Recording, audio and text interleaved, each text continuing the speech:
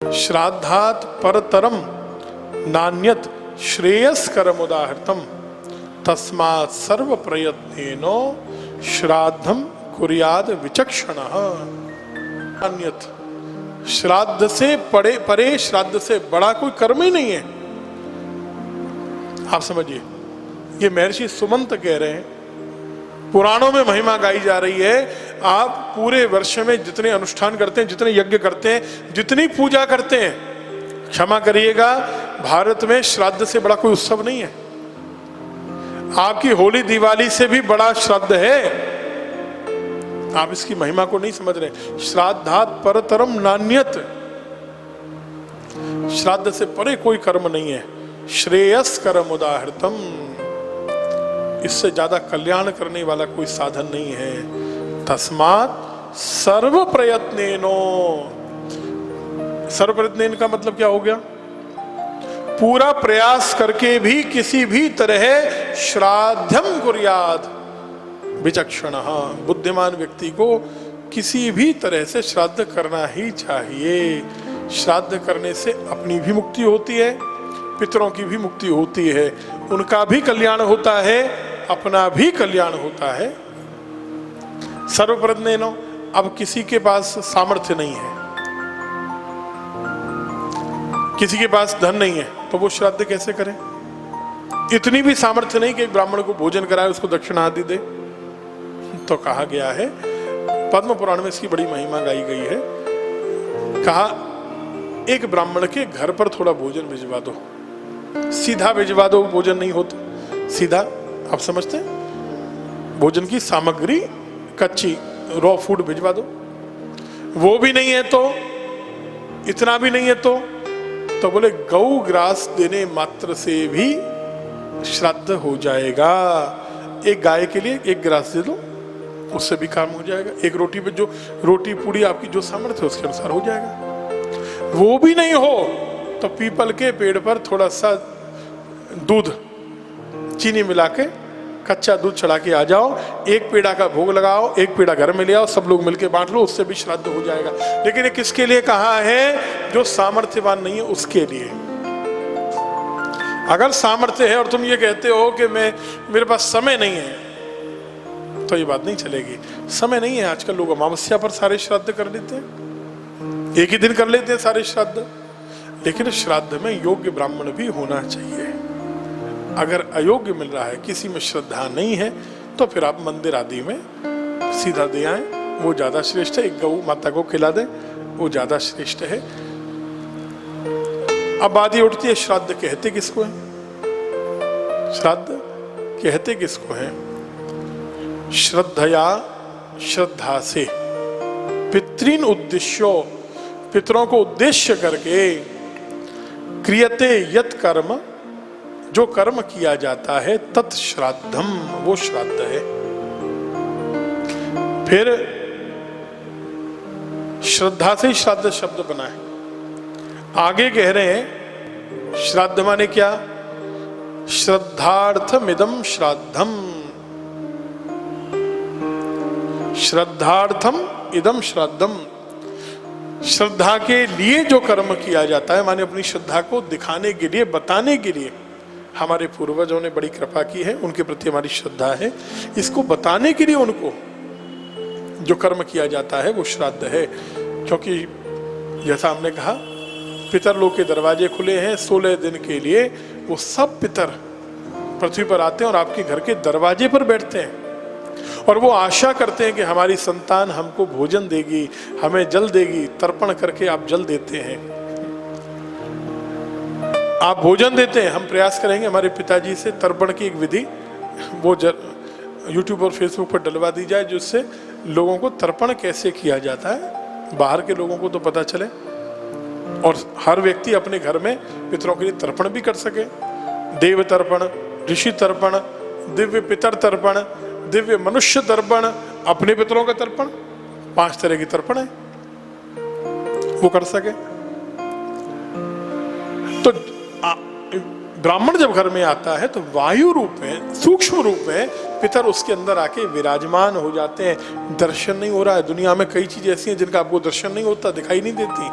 सूक्ष्म रूप से पितर आके, क्योंकि सूक्ष्म शरीर है ना, शरीर भी तो सूक्ष्म है, ये शरीर तो जल चुका था, इसकी हम बात करेंगे आगे। ये शरीर जब जलता है तो प्राण कब कब निकलते हैं, शरीर को जलाया क्यों जाता है, और शरीर को जलाने के बाद किस तरह से वो प्राण जाते हैं, पितर कैसे जाते हैं, फिर कैसे वापस आते हैं आपके घर में या दुनिया में, जन्म कैसे लेते हैं, इसकी बात हम लोग कल परसों में करेंगे। अलग अलग दिन अलग अलग टॉपिक रहेगा श्राद्ध पे। तो पूर्वज आशा करते हैं अगर घर में उनको भोजन कराया, जल दिया, तर्पण किया तो उनको आशीर्वाद देकर जाते हैं, और अगर नहीं किया तो पद्म पुराण कहती है श्राप देकर जाते हैं। आप ध्यान दीजिए, कई बार ऐसा भी हुआ था कि आपने प्रमादवश श्राद्ध नहीं किया था, आलस्य में नहीं किया था, या आपने सोचा ये देख लेंगे, कर लेंगे एक ही साथ, अभी तो वो कर रहे हैं, अभी तो ये कर रहे हैं। घर में जितने चूल्हे हो गए उतने श्राद्ध होने चाहिए। ऐसा नहीं कि अब बड़ा भाई कर रहा है तो अब हम नहीं करेंगे। चूल्हे जितने हैं उतने श्राद्ध, एक ही घर में 4 लोग रह रहे हैं और 4 चूल्हे हैं तो 4 जगह श्राद्ध होना चाहिए, क्योंकि कृपा तो चारों को चाहिए ना। श्रद्धया कृतम संपादितम इदम श्राद्धम, श्रद्धा करके जो संपादित किया जाता है, श्रद्धा के साथ जो कर्म किया जाता है उसको श्राद्ध कहते हैं। श्रद्धया दीयते यस्मात् तच्छ्राद्धम, श्रद्धा से पितरों के लिए जो प्रदान किया जाता है वो श्राद्ध होता है। आप जो दे रहे हैं श्रद्धा से वो सब श्राद्ध है। या श्रद्धया इदम श्राद्धम, श्रद्धा के कारण ही श्राद्ध है। इसका मतलब क्या है कि बिना श्रद्धा के किया जाए तो वो श्राद्ध नहीं है। ब्राह्मण भोजन तो कराया, आपने गऊ को ग्रास तो दिया, लेकिन बिना श्रद्धा के कर दिया। ना ब्राह्मणों में श्रद्धा, ना पितरों में श्रद्धा, ना उस कर्म पर श्रद्धा, ना श्राद्ध पर श्रद्धा, तो वो श्राद्ध हुआ ही नहीं।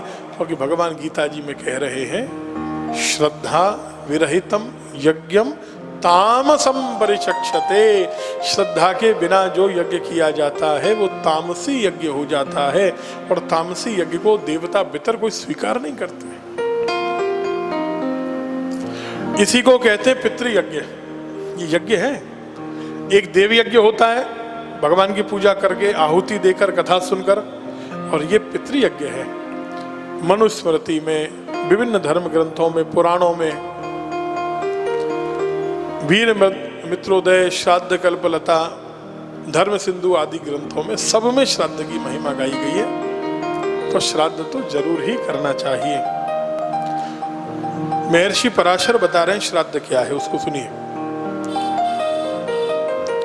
देश काल और परिस्थिति के अनुसार, देश माने स्थान, समय और परिस्थिति, पात्र के अनुसार हविष्य आदि विधि द्वारा आहुति देकर या भोजन करा के जो कर्म किस तरह किया जाता है, बोले पहली बात समझिए, तिल, जौ, कुशा और मंत्रों से युक्त होकर किया जाता है, उसको श्राद्ध कहते हैं। आप क्या देते हैं इसमें? तिल, जौ, चावल, कुशा लेकर, ये तो इससे तो तर्पण करते हैं। आपको ये भी बताएंगे कथा में कि पितरों के लिए ऐसे ही क्यों जल दिया जाता है, उसका साइंटिफिक कारण बताएंगे आपको, इससे क्यों दिया जाता है ना। देवों के लिए अलग है, मनुष्यों के लिए अलग अलग अलग है ना, अलग अलग चीजों से होता है।